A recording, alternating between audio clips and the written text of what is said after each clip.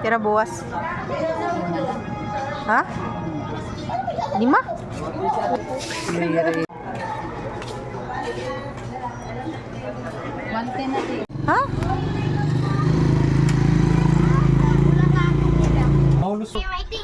Tumano? Ano man ito?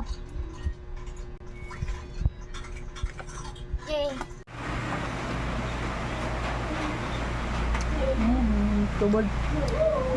Panibagong vlog na naman ulit tayo ngayong araw. So hapon na naman ulit at maniningil na naman ulit tayo. Ayan, katatapos ko lang maligo at medyo mabasa-basa po yung hair ko dyan. Kaya hindi ko muna siya inipit nyo. Kaya ayan, at papunta na kami ng Paranas. Abay, syempre magpapagasolina muna tayo. Baka tayo maubusan ng gasolina papunta ng Paranas. Eh wala pa naman doon nagtitinda. Kaya ayan, nagpagasolina na tayo. Syempre kasama si Alter. Tapos meron kaming 2 pasaheros na nakisakay papunta ng Paranas. Tapos si Alter, guys, maganda yan tulog kanina kasi tinabihan ko yan siya. Kaya nga hapon na ako nakaligo dahil nga pinatulog ko muna siya, no? So ayan, at medyo maambon-ambon na naman ulit ngayon. Paghapon, wala talagang tigil yung ulan. Parang maghapon na tayong ulan. Tapos na ano lang yung na-stop lang yung ulan. Tapos uulan na naman ulit.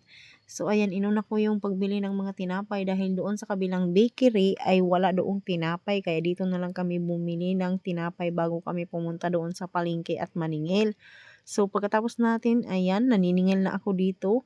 At ang ganda pa naman ng talong nila ngayon. Gusto ko sanang bumili kaso lang ang mahal talaga ng gulay ngayon, guys. Yung talong ay 150 pesos yung 1 kilo. Kaya ayun, napagdesisyonan ko na hindi muna tayo bibili ng talong ngayon, no? So mayroon pa naman kaming gulay doon. Yung gulay namin is yung gabi ba, na may gata. Yun yung aming ulam kanina. Tapos ayan, naningil na rin ako dito kasi mamimili na rin ako ng mga sibuyas, bawang at saka yung kalamansi dahil wala na doon sa ating tindahan. Pakunti-kunti lang muna yung aking binili ngayon kasi yung iba naman ay panggamit naman namin yan. Kaya ayan, at medyo bago yung kanilang kamatis kaso lang is wala pang hinog. Kaya ayan, nagpili na nga ako ng medyo maliliit lang na kamatis ba yun. Pwede natin ibenta na 7 pesos, 8 pesos, yung ganun. Kasi minsan pag 10 piso ay hindi talaga siya nabibili. Kaya ayan, pinipili ko yan dyan, no? So halagang 110 lang yung aking binili na kamatis. Tapos yung sibuyas ay 50 pesos, bawang 50 pesos, tapos yung kalamansi, ganun din. Budget na lang, hindi na ako bumibili ngayon taga 1 kilo dahil mahal ngayon yung mga yung mga panakot sa pagluluto ba. Kaya ayan, inano-ano ko na lang talaga siya. Yung hinati-hati na lang, no? Ayan. Kasi patingi-tingi lang naman yan ang ating benta doon sa ating tindahan. Tapos ayan, panggamit na rin namin kasi syempre kami, gumagamit din kami. Kaya hindi talaga pwedeng maubusan tayo. So yung kalamansi naman, guys, yung kilo niyan ay 100 pesos. Binigay niya lang niya sa akin na 80 pesos. Kaya ayun, kalahati na lang yung aking binili. Halagang 40 pesos lang din yung aking binili na kalamansi kasi patingi-tingi lang naman yung aking pagbenta. Pati rin yung sibuyas ngayon, guys, yung benta ko naman ngayon ay 5 piso kasi pinili ko talaga yung sibuyas na maliliit lang siya, no? Kasi nga hindi yan siya mabenta pag yung tag-10 na, yung malalaki na talaga. Kasi dito sa amin ay mahilig din yung tagli 5 piso kahit nga yung mantika at saka yung sugar meron akong patingi-tingi niyan 5 piso, 5 piso. Kasi mas mabenta talaga yung mga patingi-tingi. So ayan, pinipilian niya nga ako ng tagli 5 piso dahil sinabihan ko siya na yung tagli 5 piso lang yung piliin niya. Ayaw ko kasi yung ako yung magpili-pili, no?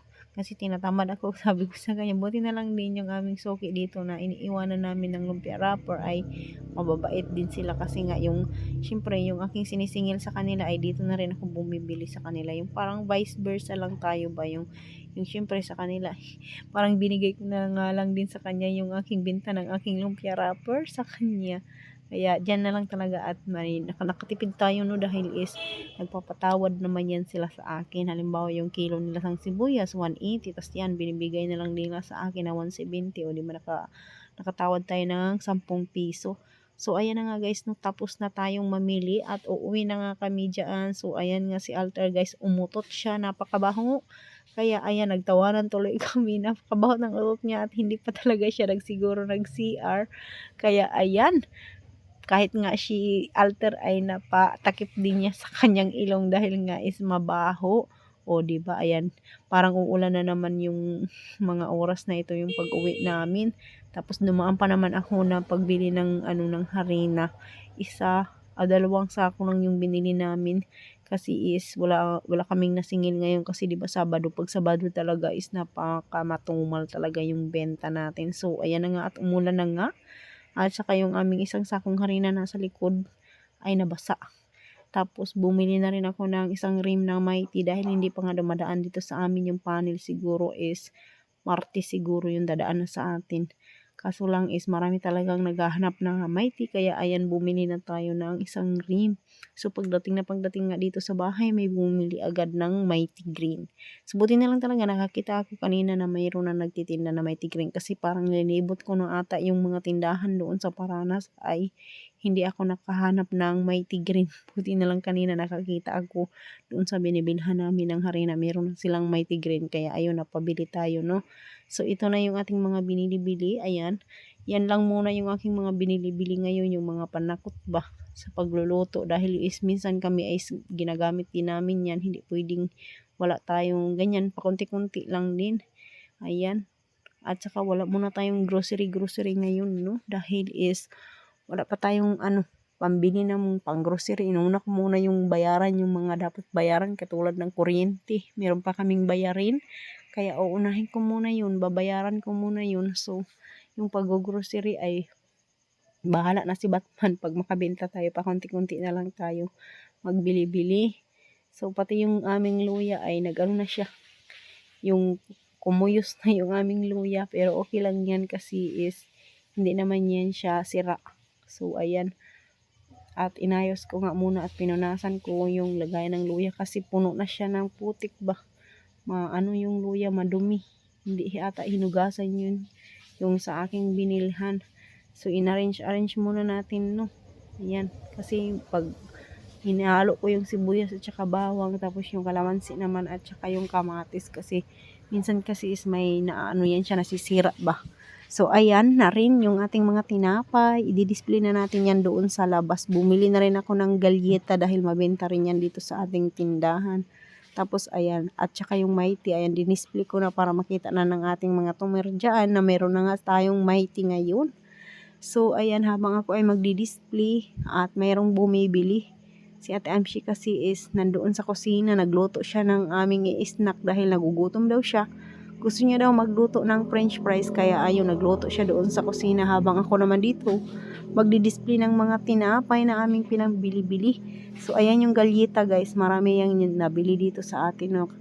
Yung ayan, nagdilim tuloy yung yung ating paligid dahil is inaayos ni Mr. Alberto yung ilaw namin dahil nga kung ano yung kinabit niya doon sa likod bahay kaya ayun pinatay niyo muna yung ilaw, no, kaya ayan medyo madilim yung ating paligid. So ayan na yung ating mga tinapay. Wala tayong munay dahil isarado yung kabilang bakery na nagtitinda ng munay. So ayan lang muna yung ating mga tinapay ngayon. Benta ko sa galyeta guys is 30 isa. Tapos yung sandwich naman ay 20 pesos. So ayan yung ating tindahan at medyo wala nang laman yung ating mga biscuit ba. So ayan, marami nang kulang yung ating tindahan pero okay lang yan. Ayan, kinalat-kalat ko na lang siya para ay marami tingnan. Tapos yung chichirya nilipat ko kasi nandito yan dati kasi naaarawan kaya siyan dyan. Tapos pag nakasabit yung mga chichirya, hindi ko nasasarado yung dyan, yung kortina ba. Kaya ayun yung mga chichirya nilipat ko doon. Tapos ayan, may nabili tayo na tuyo. At medyo basa-basa yung tuyo, no, dahil nga hindi nga umiinit ng maayos ngayon. Ayan kasi ubos na rin kasi yung tuyo namin. Hindi sana ako bibili kasi maliliit yung tuyo. Kaso lang is, ubos naman yung ating mga tuyo na paninda, kaya ay bumili na rin ako. Siguro bukas ko na yun, ire-repack na mga tuyo na iyon. Tapos, ayan, tayo ay nagtitinda naman ulit dito sa ating tindahan. Ayan, dahil hapon na, marami na naman nabili, sabay-sabay na naman yan sila. Pero kaninang tanghali talaga, no, ay wala pa konti-konti. Kaya ayun, nakatulog tuloy kami ni Alter dahil nga, yung mga nabili pag tanghali, mga alas 12 yan hanggang alas 2, wala yung masyadong nabili dito sa ating tindahan kaya minsan ay nakakatulog talaga kami dito sa tindahan. So ayan na si Ate Amshi nakapagluto na nga sa kanyang snack at ayan tumikim nga ako at nagluto pa talaga siya ng isang hotdog at hinati-hati na lang din niya.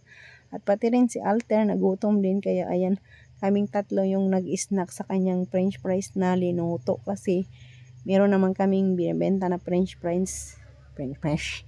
French fries dyan sa ref. Kaya ayan, binawasan niya na yung isang balot. Tapos ito yung aking mga nabili doon sa Katbalogan nang napunta ako. So hanggang dito na lang muna yung ating video. Maraming salamat. Thank you for watching. Bye! Bukas naman ulit. Paalam!